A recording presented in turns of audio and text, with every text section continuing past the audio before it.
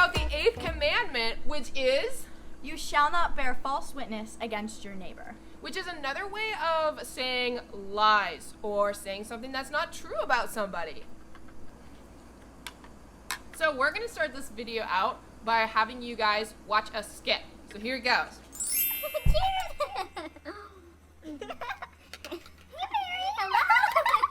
Oh my gosh, so I'm so excited for our tea party. Jessica is my best friend.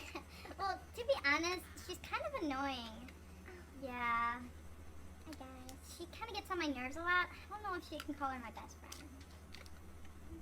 Hi, ladies! Oh, hi, Jessica, my best friend! Oh my gosh, you're my best friend too! Hi, guys! Hi, Grace! Thanks for making me tea! Anytime. Of course. Have you all seen Jessica's sweatpants? Oh!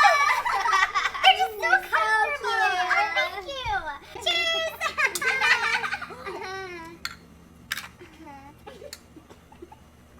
You didn't cheers me, Mary. Oh!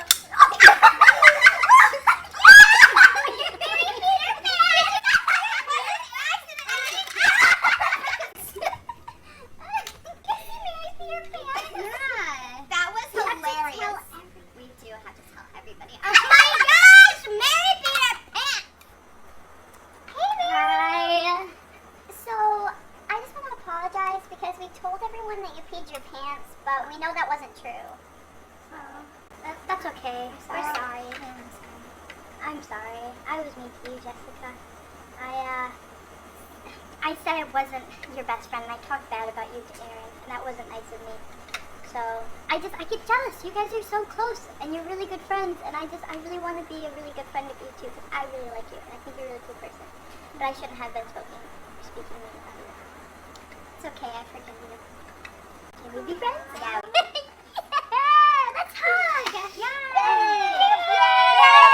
Okay, so what you just saw was a little skit that we did with our friends Jessica and Mary, and you saw where Mary and I were talking, and when she talked to me, she said that her and Jessica weren't really friends, but when Jessica came into the picture, she said they were best friends. So that's an example of doublespeak, and it's kind of just talking about someone a certain way when they're not around and then talking about them another way when they are. And Grace, why is that not okay? That's not okay because you're saying one thing to one person and you're lying to the other person. Mm-hmm. So that's an example of lying and bearing false witness to your neighbor, which is something that can happen all the time, but we know that it's not really okay. And the other scene was when I was joking around and I poured tea on Mary's lap. We thought it was funny to lie that she had peed her pants. That wasn't very nice, didn't make her feel good, and we are not witnessing to the truth. It made Mary have to leave because she was sad. And we don't want to make our friends sad, and when we make other people sad, it doesn't help our friendships. So you even if you think it's an itty-bitty little lie that you think could be funny, it actually, if you're hurting someone's feelings, could be hurting your friendship, especially as you keep doing little things like that to them. Right, and that's why at the end of the video, we all talked it out about why it was bad. We had a conversation and spoke truth into those lies, so that way we would all be on the same page. You always want to say things that reflect the truth and aren't going to be hurtful to others. Hey friends, so we're gonna also speak a little bit into a way that we have a saint friend who can show us an example of how they chose not to bear false witness to our faith. Agnes was only 12 years old when she was led to the altar of the pagan goddess Minerva in Rome to offer incense to her. But she raised her hands to Jesus Christ and made the sign of the cross. The soldiers bound her hands and feet. Her young hands were so thin that the chains slipped from her wrists. After having prayed, she bowed her neck to the sword. At one stroke, her head was cut off, and the angels took her soul to heaven. So Saint Agnes was led to the altar of a pagan goddess. She was tempted to offer the incense and be fine, and they would let her go. She was even offered the hand of a young man in marriage, but she said that God chose her first. She said, "His will be done."